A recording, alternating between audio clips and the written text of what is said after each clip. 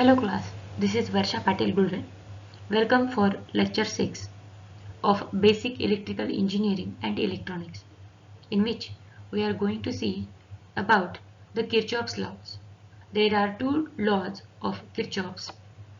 One, Kirchhoff's current law, and second, Kirchhoff's voltage law. In the simple series and parallel circuit, it is possible to calculate the equivalent resistance and circuit current by the direct application of Ohm's law. But such a simple solution is not possible if electrical circuit becomes complex with more number of branches and sources of EMFs. The method which you are used for solution of complex electrical networks are Kirchhoff's laws. These laws are more comprehensive than Ohm's law and are used for solving electrical networks which may not be readily solved by letter. Kirchhoff's laws are 1. Calculation for current. Second, calculation for voltages.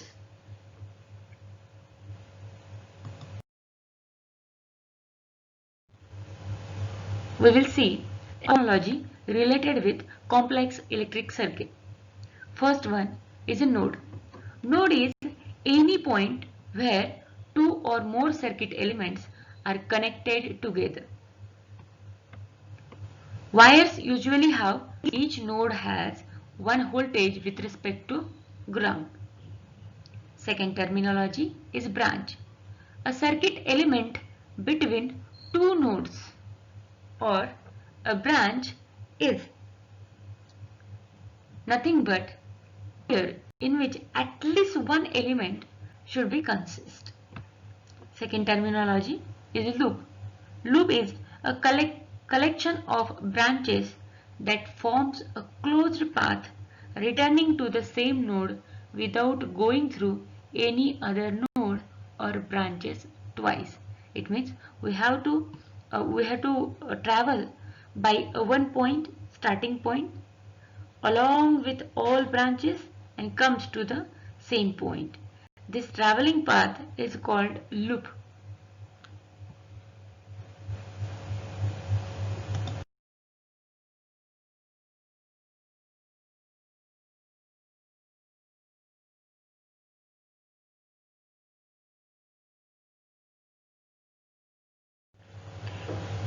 Here, any closed path in the circuit is called loop. The idea of loop can be betterly understood with help of this diagram, in which there are three loops. How it will be? Now consider a first loop which consists 12 volt battery, 5 ohm resistance and 10 ohm resistance. If I travel from positive terminal of a battery, then I go forward with 5 ohm resistance, come to the end, again tend towards the 10 ohm and move toward the negative. This complete closed path is as loop. Now next loop on the same line should be 6 volt battery, 20 ohm of a resistance and 10 ohm common resistance. How we can configure this loop? By following positive path of a battery. If I stand at the positive terminal and move toward the 20 ohm, then go for the junction, again move towards the 10 ohm and come to the initial point, that is negative terminal. This complete path is called loop. Okay, best practice to recognize how we can configure a loop is to follow out of the positive side of the battery when possible, and the next terminology is a junction, whom we can call a junction. A junction is at any point in the two TWO2 or more wires meet. Here we can see there are two junctions. One junction in which 10 ohm of resistance is connected to 20 ohm of resistance, a junction point in the circuit.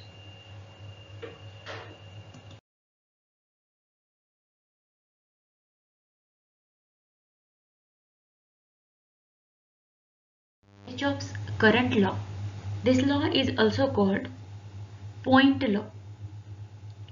Kirchhoff's current law is stated as in any electrical circuit, the algebraic sum of all branch current that meet at a point or a junction is always zero. Mathematically, at a junction is equal to current outgoing, or alternatively, Kirchhoff's current law also states as the a junction is equal to the total current leaving at a junction. Algebraic sum means what? Here, in this figure, algebraic sum of the currents at a junction or node will be 0. See, at a node N means intersection point of all these lines. The arrow inverting take as positive. Assume that they are positive, and arrows or current leaving the junction goes away from the junction treated as negative. Therefore, I2 plus I3 plus I4 minus I1 minus I6 minus I5 is equal to 0. Algebraic sum. Some currents treated as positive and some are negative. Those treated as positive, it means current entering at the junction, and a negative current outgoing, and their sum should be always 0. Or current entering at the junction is always equal to current outgoing or leaving the junction. Here current I2, you can see current I2 is incoming, I3 is incoming, I4 is incoming. So they have the sign, they give the sign positive, and I1, I6, I5 are going away from the junction, so negative.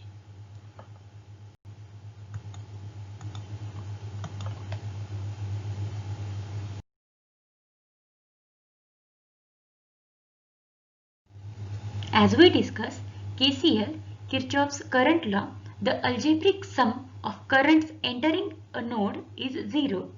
Add means sum, SUM. Add each branch current entering the node, and subtracts means give a negative sign to each branch current leaving the node. Mathematically, this should be written as summation of currents in minus summation of currents out, which is equals to 0, or summation current in at a node, which is equal to currents out. Now we can apply the KCL for this figure shown. Here node and some currents, incoming currents and outgoing currents. If we take incoming current as and outgoing current as a positive, then the summation is equals to 0. How could it be? IB plus IC plus ID minus IA, which is equals to 0. Then the sum of all the currents is 0. This can be generalized by summation I current of summation, which is equals to 0.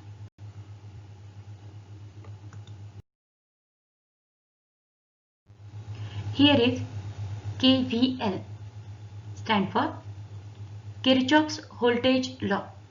Kirchhoff's voltage law, also called as mesh, M-E-S-H, mesh law. This law states that the algebraic voltages around any closed circuit or mesh is always 0. That is, around a closed circuit, summation of V is equal to 0. In other words, according to KVL, in any closed circuit, the algebraic sum of all the applied electromotive forces and the product of current and resistances of each part of the circuit is always 0. So, here we can see a simple circuit. Again, the question arises, whom we mean by mesh? Mesh or loop is defined as a set of branches forming a closed path. It's called loop. Here in this diagram there are two loops. Voltage source, accordingly the resistances, and second one only consisting the resistances. Here we can apply a KVL and write down the statement as E1 plus E2 plus E3 equal to V. E stands for I into R product, I into R product, I into R, I into R. Now we can also rewrite this equation as E1 plus E2 plus E3, E3 minus V is equal to 0. Now to apply KVL in a faithful manner, we have to do, or we have to take in account some sign conventions. While solving the example of KVL, it is necessary to assign our polarities to the voltage across a resistor. What would be the polarities? That is, a flow of current in a loop is assumed positive for higher potential to lower potential in the element, and positive from lower to higher potential in sources. Let's elaborate this point, as we can say for applying KVL, rise in potential should be considered as obvious, falling potential should be considered as negative. Now, we will have to start from one point in the circuit and no potential changes while going around the circuit in any particular direction. Either we can choose clockwise or anti-clockwise till the starting point reach again. During this process of traveling, certain sign conventions, as we talked, potential rise and potential drop. A potential rise should be positive, potential drop should be negative. In the case of a resistor, if we go through in the direction of current, then the voltage drops. This is because the current always flow from potential to the lower potential. Hence, this voltage drop should be taken as negative. However, while going through a resistor in the direction opposite to that of the direction of current, there is a rise in potential. Therefore, this rise in voltage then should be considered as positive. Thus, it should be noted that the direction of the current flow through a resistor plays important role in deciding the sign of change in potential across it.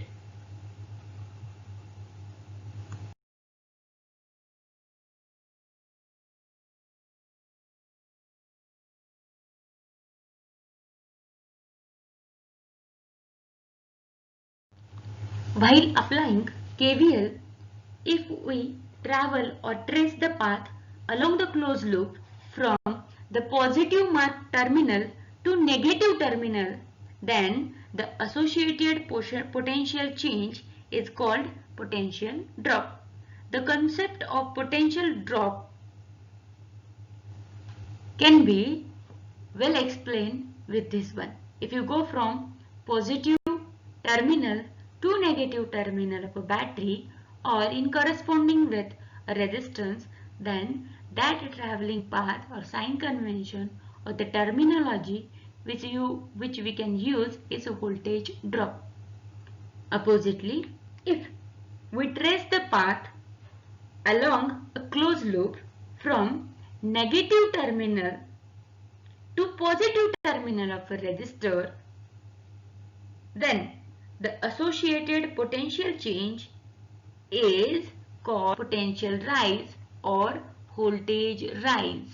Rise means from lower potential to the higher potential. Drops means we actually considering higher potential point towards the low potential points. While we solving such examples, first step should be followed is draw the correct circuit diagram and name all the junctions or nodes as like A, B, C, whatever you want. Again, I would like to tell you the junction or nodes is a point or node where two or more than two branches connected. Then once we done this, draw the diagram and give junction names, then the next step should be mark all the possible branch currents or loop current with some assumed direction. Note that the assumed current may be correct or may be wrong. If an assumed current direction is correct, then in the answer it comes out positive, otherwise it will be negative. As shown in figure, mark the current direction as per our convenience, and let's go for the further step. Mark these currents so as to minimize the number of unknown currents as shown in figure. Then apply KVL to the various closed path and write the corresponding simultaneous equations. While doing this, remember that all the circuit elements given in the example must be used at least once, as seen over here. The current I1, current I2 and total current I. There are two loops and two junctions as noted here, junction 1 and junction 2. Junction 1 means resistance R1, V2, V1. These three branches connected on the same line, V1, R2, R1 connected at the junction J2. The notification is J1 and J2. Current notification as given.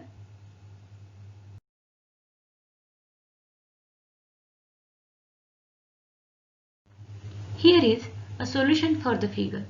Now, after following all the steps, let's consider for loop A, start from the upper left corner and move clockwise.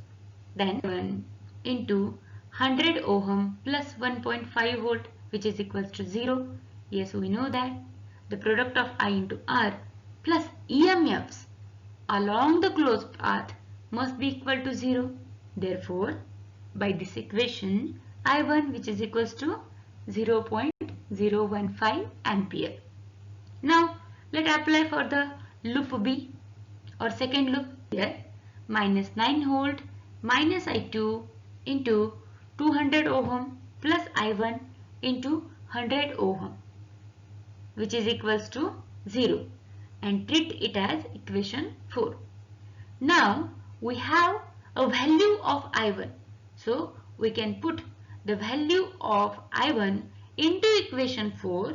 So we can rewrite the equation 4 minus 9 minus I2 into 200 ohm plus put the value of I1 which is got previously at loop A, 0.015 into 100 which is equals to 0. By solving this, we will get minus 7.5 which is equals to 200 into I2. Therefore, I2 must be minus 0.0375. Here the answer is in minus. So our assumed direction is correct one. And then I, the total current of the circuit, which is equals to addition of I1 plus I2, it's minus 0.0225 ampere. Now we can calculate VR1, the voltage across R1, which is again equals to I1 into R1. VR1 is equal to 1.5 volt and VR2 which is equals to minus 7.5 volt. Practice it. We will discuss in Zoom meet.